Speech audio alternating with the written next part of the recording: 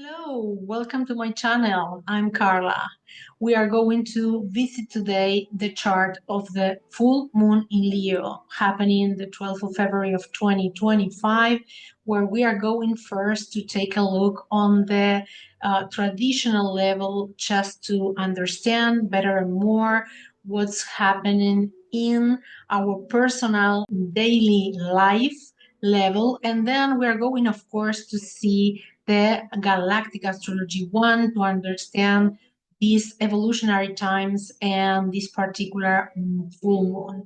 It's interesting because we are having this full moon within square with Uranus, and this will bring of course, disruptive energies, and we are going to navigate some kind of surprises. But anyway, we have a lot of beautiful energies supporting us during this possibility of a new quantum leap. But for me, especially, this is a full moon to embrace our inner light. So let's dive in.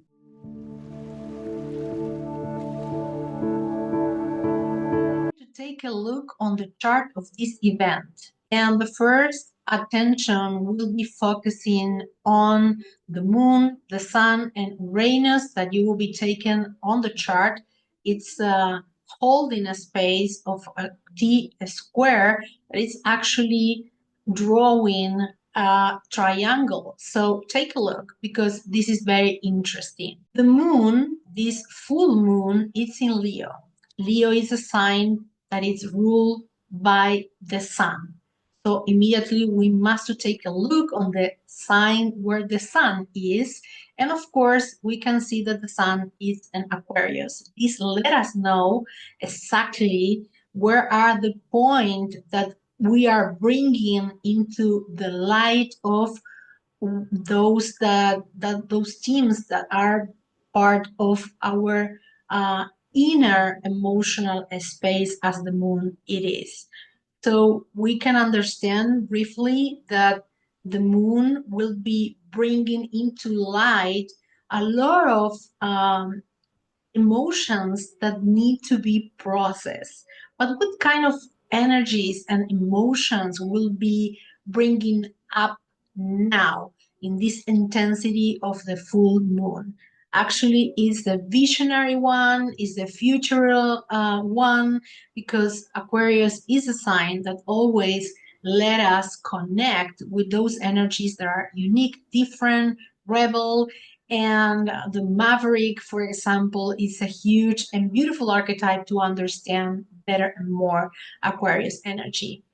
In this particular moon, we are having Mercury right next to the sun. So this let us know that we are in alignment to understand even better and more those future self, future energies that we must now understand and process in order to become this new self we all want to be, the part of us that want to embrace the light and uniqueness energies of who we really are. Interesting enough, the ruler of the sign of Aquarius is Uranus, and Uranus is making a square, a tense aspect with the moon and the sun. And it's interesting because as soon we had the last new moon in Aquarius, the ruler of Aquarius went direct, was retrograde for many months now. And that is the energy that all of us are sensing as the energy that make all of us think that this is a moment to go for everything, go forward, connect with that light and that future self. And at the same time, we have, in this particular moment, needed to take a look on the sign where is Uranus, and Uranus is on the sign of Taurus. Taurus is that energy that let us know that we must to anchor and seed our seeds if we want to have resources to later on become in that unique individual that the sun in Leo let us be. This being said, we must take a look on the ruler of Taurus, and the ruler of Taurus is Venus. And I have in my channel on a small video talking about the journey that we are going to do during all February, actually until the beginning of March, Venus before start the retrograde and coming back to the place that start before the last new moon in Aquarius. I hope I'm not losing you on the middle of this, but I want to share with you how we must understand that all the energies in a chart are connected. And this is not uh, just a thing that we do in random here. It's something that we always astrologers do every single time that we see a chart, a personal chart or an event chart like this one. If you notice, in Aquarius, we have, of course, the beginning of the first degree of Pluto in this particular sign. And even when Pluto is not near to the degree of Mercury and the Sun, as both are at 24 degrees of the sign, we know that that energy is strong enough and unconscious enough and transformative. Let us know that this sign of your chart is asking you and all of us to bring light, understanding, and transformation on a future self and a future vision of humanity and, of course, at individual levels. If you take a look again and understand that Uranus is direct and is in Taurus, we will be understanding that it's time to renovate and change in favor of bring more resources to that moon now full in Leo. Let's take a look on the other fixed sign that it's not involved in this particular case when we are seeing this T square in planets and energies like the full moon in Leo, all the planets in Aquarius, and Uranus in Taurus. The sign, the fixed sign that is missing here is Scorpio. And even when a Scorpio doesn't have any planet right now there, we have, and take a look here, at 24 degrees of the sign, the alignment with Hadar. Hadar in Beta Centauri is a huge, beautiful energy of spiritual masters and unconditional love that will be let us know that if we are able to release all the tension of this T square, let us know that we are able to transform however and wherever showing up surprisingly and disruptively during these times where Uranus is actually one of the leading energies, we will be able to become wherever we must to be in order to keep going, facing the future and being our best self. Every single time that we take a look on charts, again, even when we are not probably first watching that because it's not directly in alignment, we take a look in those personal planets in order to understand how will be affecting us as humans, as individuals. And always we take a look, of course, in Mars, as Mars, we know, is the planet that help us to understand how we move in order to get where we need, where we want, and how we actually uh, transform through actions. And Mars is retrograde in Cancer. And this is very interesting if you take a look from the bottom of this chart. Please take a look, but don't be so much attached in the aspects that you are going to see. This chart is the chart that I took from the place that I am living, but doesn't care. The rising sign is just the configuration of the energies, and will be exactly the same configuration with different rising signs wherever the astrologer are living. So this being said, take a look, and Mars in Cancer retro, it's feeding all that old uh, cells that we know we are no longer in alignment. We've been feeding some part of that dynamics, and even when we revisit those behaviors that are not longer suiting us, but are right there repeating over and over and over again, we know because we have a beautiful trine between Mars in Cancer and Saturn in Pisces, that this is the time to let that part of ourselves go for good, because we will have the support that we need to stop being childish victims and actually attach to those ways of being or doing stuff that are not longer in alignment with us. But we made it probably because we are trying to feel secure, and that security, as all of us changed in the last 4 or 5 years, are not longer at the same place. So if you take a look, and take a look up, exactly in opposition to this Mars, we have an alignment with Lyra, and that Lyra placement is actually supporting in a sextile to Saturn too. And this is an excellent news, as this for me is a moment that energies of evolution are inviting us to keep the focus and times to come, where we must remember that right there in Lyra are the spiritual origin of our own um, parents as a race.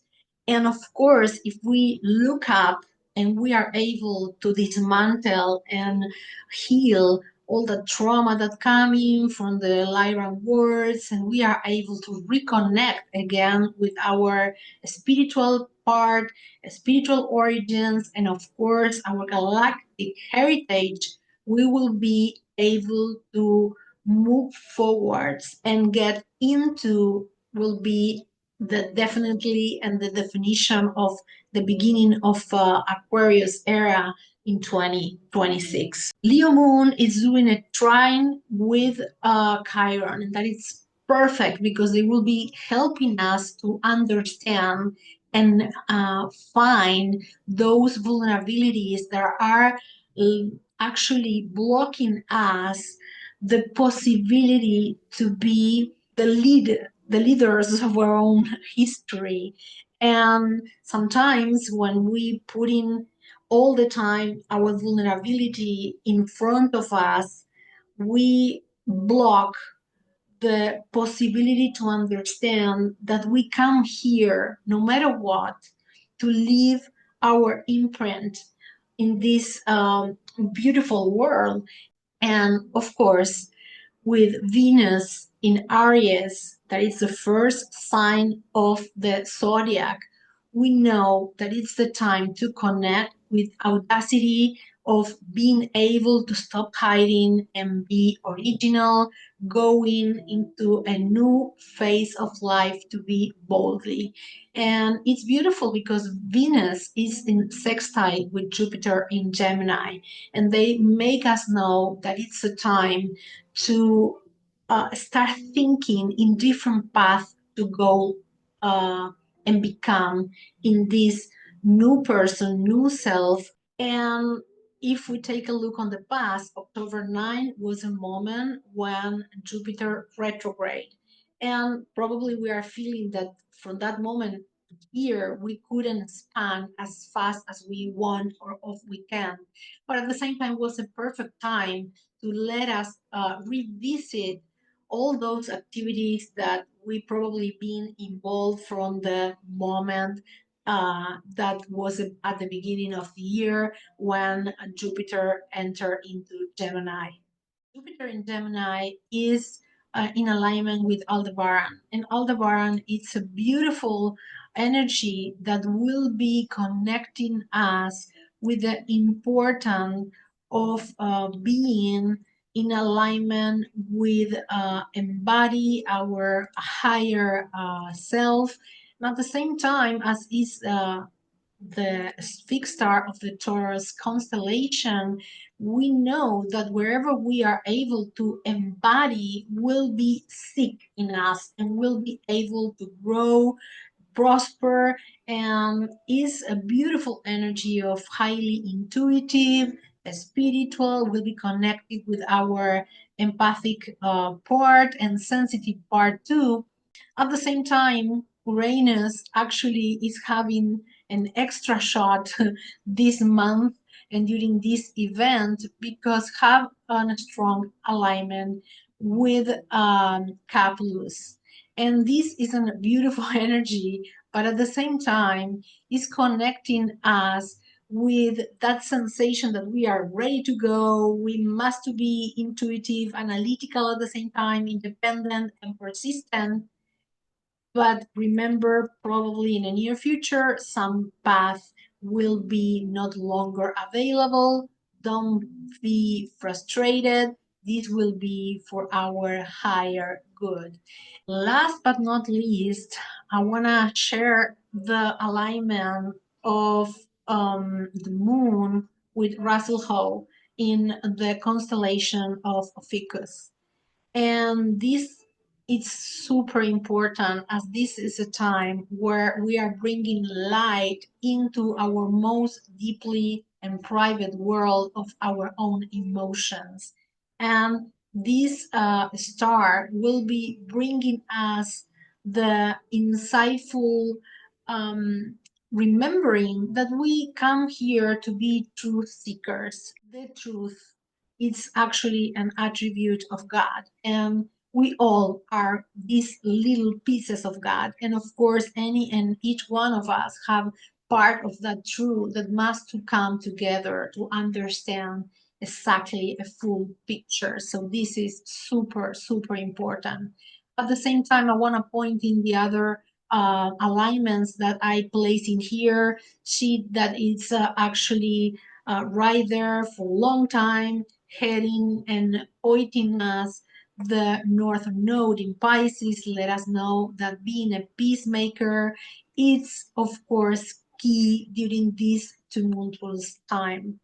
And at the same time, every single time that we think about that North Node, we must remember that for the next 18 months or so, till the middle of 2026, we will be in alignment to be more and more able to bring our higher spirituality self or spiritual self to our daily life routine in different ways, being able to be coherent and at the same time working in order to follow this spiritual mission that all of us come here to do.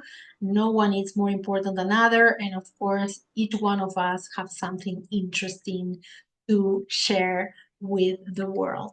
Riga right there, actually in conjunct with the sun is connecting us with Capella, and it's a beautiful energy, very very much alignment in alignment with the Aquarius, as those energies bringing us the capacity to be a freedom fighters. So we start remembering that we are interdimensional, that we can connect and remember part of our self in Atlantis, for example.